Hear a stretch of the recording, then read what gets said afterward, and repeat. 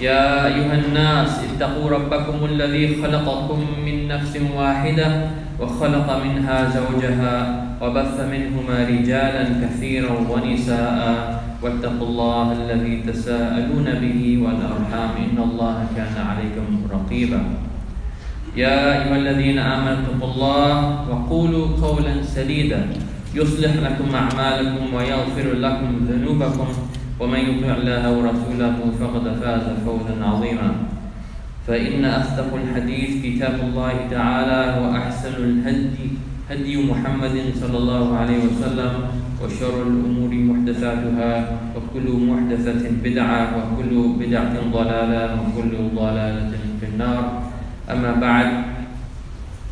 My dear respected brothers and sisters, some of you might have heard the sad and tragic news of our brother Nasruddin, who would normally be sitting right here with us right now, but instead he has returned to Allah subhanahu wa ta'ala in a very sudden way. Brother Nasruddin, if you read the news or saw the reports from IMAAM Center, was a member of the community here. He lived close by here, frequently making the salah with us. The different spaces in this musalla, in this masjid, will bear witness to where he prayed and where his forehead made sujood for the sake of Allah, to Allah subhanahu wa ta'ala. He was murdered as he was making rizq or getting the provisions from Allah subhanahu wa ta'ala for his family. He was working as a ride-share driver, maybe for Uber. And a few days ago he was doing a ride in Prince George's County, and then an evildoer murdered him. And the investigation is ongoing. Inshallah, the community will let you know about the janazah when the time comes. We ask Allah subhanahu wa ta'ala to forgive him and to grant him Jannatul Firdaus and to accept him as a shaheed, inshallah. Someone defending himself and his property, someone on the path of providing for his family for the sake of Allah. We ask Allah subhanahu wa ta'ala to accept him as a shaheed. And we ask Allah subhanahu wa ta'ala to bring swift justice to the perpetrator or perpetrators in this life and in the next. Brothers and sisters, when we have situations like these, we not only make dua for the one who left us, and we not only support the family that they left behind, but we have to, as a community, take in the lessons from these situations, because this is one of the wisdoms of Allah subhanahu wa ta'ala, where He puts these tragedies and these incidences in front of the community so that we who are left behind can take a lesson from that. It is said, the Prophet ﷺ said in the hadith, I'm paraphrasing, that when the believer is buried, when the believer who lived his life as a believer, worshipping Allah subhanahu wa ta'ala alone, doing what Allah subhanahu wa ta'ala has commanded, staying away from what displeased Allah during our short life in this dunya, when that believer is laid to rest in the grave, and then the people leave, and then the angels come and they question him. As you know the story, how the angels will come and question you about your belief in Allah and your belief in the Prophet ﷺ. And then they will show you your place in Jannah and open an opening into Jannah, into your grave, and you will wait there. So the believer, in such anticipation and in such excitement of now seeing the rewards of what he or she worked for in this life, will want to go to their family from the grave. They will want to rush to their family, exit the grave, go to their family and tell them the good news. look, if you live your life like this, this is what you're going to get. But it is not to be, and the angels tell him, he is told, stay there. So this is the situation of the believer. Brothers and sisters, inshallah, for the next few minutes, I want to talk a little bit about our death. Nasruddin's death has happened. And we again ask Allah subhanahu wa ta'ala to accept them in His mercy. But now it's time for our death. And our death is certain. But our lives are not being led in accordance with that certainty. The Prophet ﷺ always trying to teach us and give lessons to us. One day he drew a line. One day he put 2 pebbles on the ground. He threw two small stones on the ground. And then he asked his Sahaba, هل تدرون ما هذه وما هذه? Do you know what this rock is and this one is? And the Sahaba said, Allah and His Prophet ﷺ know best.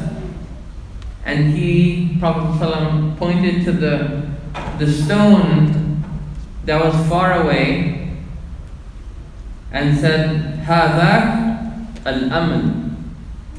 This is your hope for a long life. The rock that he threw far away. And then he pointed to the rock that he had thrown very close to him, and he said, وَهَذَاكَ الْأَجَلِ. And this rock here is your lifespan. So all the time, brothers and sisters, it's the nature of us that we have expectations of living prolonged. And this is what Prophet ﷺ is calling al-amal, your hope. That's your hope. You hope to live a long life. You hope to live to the end of this khutbah. And it's a hope.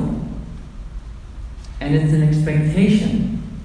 But that expectation is misplaced. It is only a hope, not a certainty. Al-maut, death, is the certainty. It's not the hope, it's the certainty. But do our lives reflect this understanding? Each of us, if we're honest, each of us expects to leave this masjid after the salah. Each of us expects to go back to work or go home and see tomorrow. Each of us probably expects to live the next 10 years. But brothers and sisters, these are only hopes, not certainties. The certainty that we must understand is al-maut. Brothers and sisters, when we remember death, it's not to be morbid, it's not to be depressed, it's not to take any energy away out of our lives. It's actually to put activism, energy into our life so that we can live a happy life. When we remember death, we remember what the most important things are. And we leave off the distractions, the superficial things, the things we can do without, the statements that we can do without. The Prophet ﷺ said in a hadith,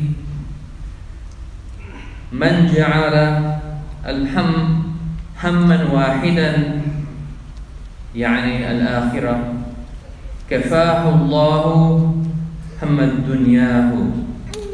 That whoever makes his concerns, all his thoughts, all his priorities, what he's focused on, whoever makes his concern only one concern, the hereafter, and the door, the first station to the hereafter is death, then Allah will be enough for his concerns in the world. Meaning, Allah subhanahu wa ta'ala is going to take care of your financial issues. Allah subhanahu wa ta'ala is going to take care of your family pressures. Allah subhanahu wa ta'ala is going to take care of whatever is burdening you. If you make your primary focus a singular focus on al-akhirah. Now what does that mean, brothers and sisters? That doesn't mean we're making salah all day and all night. It doesn't mean we leave off our jobs and we just do ibadah to Allah subhanahu wa ta'ala. It means that while we're doing our jobs, working for our families, we're remembering Allah, that He's seeing it and we're doing it lillah. We're providing for our families, oh Allah, because You told us to, and with full trust in You that You're going to take care of us. This is how you make your concerns one concern, al-akhirah, the hereafter. When all of your daily routine things are not just daily routines, they're being done by you with your full consciousness that you're doing it for the sake of Allah. You get up in the morning to go to work, to study in school for the sake of Allah. Not just so you can get the promotion, not just so you can impress your friends that you have this degree or that degree. No, you do it for the sake of Allah, to help people, to support your family in obedience with what Allah has said. That's how you make your concerns one concern. The Prophet ﷺ also taught us that remembering death, the finality of our lives, will destroy our desires. Meaning, things that we pursue that are fleeting. Desires are fleeting. It's like water that evaporates. We satiate our desires, whether it's food, and then you get full. And then you have a stomachache. We buy some shiny gadget, the next $1,000 phone, and we're all excited about it for 2-3 days, and then it's just a phone. Our car, we buy it, we invest a lot of money in it, and we feel proud when we drive it around, and then it deteriorates. So all of these desires that we pursue, they're fleeting, they go away. But when the Prophet ﷺ says, أكثروا ذكر هارم اللذات الموت, remember often death, the destroyer of desires. So when you remember death, all these superficial things that don't last anyway, you can take them out of your mind easily. Brothers and sisters, if a geologist came, someone who's an expert in the earth and how it moves, if a geologist came and knocked on your door and told you, hey, we've been doing some studies, some scans of this area, and we found that your house is on a sinkhole. The sinkholes, like the earth is weak in those areas, and then suddenly it just gives out and there's nothing below, maybe for 100, 200, 500 feet. Sinkholes, you've seen them in the news. And he told you that your house is on a sinkhole, and then you're shocked. And he says, but we can't tell that if it's going to break tomorrow or 100 years from now. There's no way for us to know scientifically. But from our scan, we can see that your house is on a sinkhole. You will move, will you not? You're not going to say, he says it could break tomorrow, it could break in 100 years, why don't we just stay here and see? You're not going to do that. You're going to believe this geologist, take the warning, and make a move. You're going to uproot your life and go somewhere else. Because you're using your aql, your risk. You're not going to risk it for you and your family. But what about when Allah subhanahu wa ta'ala tells us that even if you were to flee and build a big structure to protect yourself, death will still overtake you. Death will find you out. But then we hear that ayah and we take no action. It has no impact on our lives. So, do we believe the geologist about our house being on a sinkhole, or do we believe Allah subhanahu wa ta'ala and about the certainty of death? Brothers and sisters, when death comes, that's the time. We can delay many things in our lives. We'll delay an appointment, delay learning something, delay your marriage. We can put off a conversation. Let me meet you tomorrow. But when the angel of death comes at the appointed time, that's, by the way, for myself and for all of you, it's already there. The time, the day, and the location. It's already there. In fact, the time and day and location is actually on your phone. If you scroll it through your calendar enough, you'll see that sooner or later, your death, date of death. But when it comes to the angel of death, you cannot tell him to wait. You cannot tell him, give me more time. The believer must be ready. Death comes when Allah subhanahu wa ta'ala decrees. Our job is to be ready and to live a life where we are always ready. That's why the Prophet ﷺ said that death is a sudden death is a mercy to the believer and a destruction for the non-believer. Why is that? Because if you're a believer, you're always in a state of remembering Allah subhanahu wa ta'ala. You had just prayed, or you're making the salah, or you're intending to do good deeds, or you have just finished some good deeds. You're always doing something good. Some of our salaf, our scholars from the past, the righteous generations from the past, they would say that if I were told that today is your last day to live, I would not be able to do any more than I'm already doing. This should be our aspiration, to live a life where if today is our last day, then we have no regrets. Brothers and sisters, think about your own death. What will the people say when we pass away? The Prophet ﷺ said, he ordered his community, he ordered us not to mention the deceased by anything unless it's good. We should only speak good of those who pass on. However, the Prophet ﷺ also, one time there was a funeral that was passing by him, and then he said, "Mustarihun wa mustarahun minhu." He said out loud, one is relieved and one is relieved from.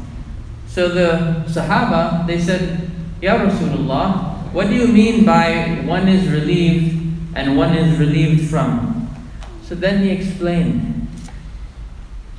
He said, the believing servant who passes by, who passes away, the believing servant is relieved from the hardships of this and the harms of this dunya, and they go to the mercy of Allah. So they're relieved of this dunya. Whereas the people who are relieved from, they are the wicked people who were on this earth and they cause problems for everyone. They cause problems for the earth and the animals and the sky and all the people. So the dunya is relieved from that person. They didn't do anything good. So what will are we going to be relieved, or are we going to be relieved from? أقول قولي هذا وأستغفر الله لي ولكم فاستغفروه يغفر لكم إنه هو الغفور الرحيم.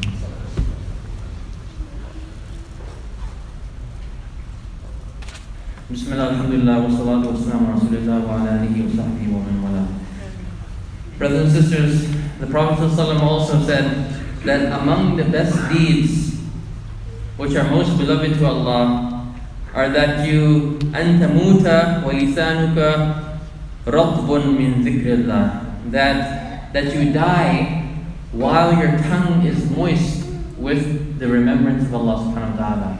That's among the best deeds and the best manners of dying. When it comes to these final actions, think about our death. What will be our final actions? It is said, the Prophet ﷺ said that people will be raised on the Day of Judgment upon their final deeds. What is going to be our final deed? Looking at social media, scrolling and scrolling, 2 a.m., 5 a.m., 4 a.m. Looking at the stock market, engaging in slander, ghibah, rumors. Did you hear what this person said? Did you see what they bought? Oh, this sandwich the house bought. Oh, he got loaned. Talking about other people, backbiting. What will be our final actions? Is it going to be an argument with our wife? You did this and you did that. Yelling at your child, hitting your child. When we remember death always, we'll think twice before getting into an argument with our spouse. Do you want that to be the last exchange between you and your spouse? Put al-maut in your mind and you'll leave off the worthless things, the things that have no value, the things that bring no benefit to you or those around you. Brothers and sisters, what will we, each of us, leave behind in this life? What about our wealth? A lot of us are investing in second homes. Investment, this is my investment property. Stock market. And there's nothing bad about that. But remember, brothers and sisters, putting your priority the hereafter. The Prophet ﷺ told us about how to think about what we leave behind when we die. He asked his companions, he said, which of you loves his wealth or his heir's wealth? Meaning the wealth that's given, your wealth that's given to the people you leave behind, your heirs, the people who inherit from you. Which of you loves that more than your own wealth? And the Sahaba said, none of us love what we're going to give to our heirs and those we leave behind more than our own wealth. So then the Prophet ﷺ told us, this is the lesson. Verily, your true wealth, his true wealth is what he puts forward, what he gives to Allah subhanahu wa ta'ala, what he invests for the pleasure of Allah. And the wealth of his heirs is what he leaves behind, what he doesn't spend in the way of Allah. So think about what we're going to leave behind, brothers and sisters. May Allah subhanahu wa ta'ala make us all understand the reality of death and change our lives in the best direction that will please Allah subhanahu wa ta'ala. Allahumma habib ilayna al-iman. Oh Allah, make faith beloved to us. وَزَيِّنْهُ فِي قُلُوبِنَا, and beautify it in our hearts. وَكَرِّهَ إِلَيْنَا الْكُفْرَ وَالْفُسُوقَ وَالْعِصْيَانَ, and make distasteful to us unbelief and wickedness and disobedience. وَجَعَلْنَا مِنَ الرَّاشِدِينَ, and guide us to be among the rightly guided. Allahumma tawaffana muslimin. Oh Allah subhanahu wa ta'ala, let us die as Muslims. وَأَحْيِنَا مُسْلِمِينَ, and let us live as Muslims. وَأَلْحِقْنَا بِالصَّالِحِينَ, and let us be joined with the righteous. رَبَّنَا لَا تُزِغْ قُلُوبَنَا بَعْدَ إِذْ هَدَيْتَنَا وَهَبْ لَنَا مِن لَّدُنكَ رَحْمَةً إِنَّكَ أَنتَ الْوَهَّابُ رَبَّنَا آتِنَا فِي الدُّنْيَا حَسَنَةً وَفِي الْآخِرَةِ حَسَنَةً وَقِنَا عَذَابَ النَّارِ وَأَقِيمُوا الصَّلَاةَ.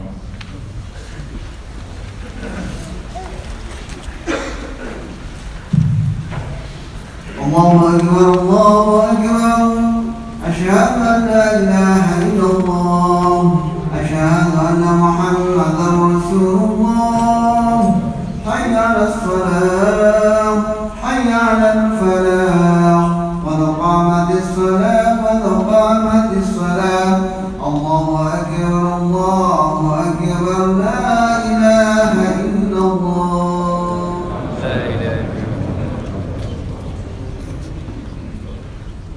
Sisters, please make sure your hands are straight, shoulder to shoulder. And as the Prophet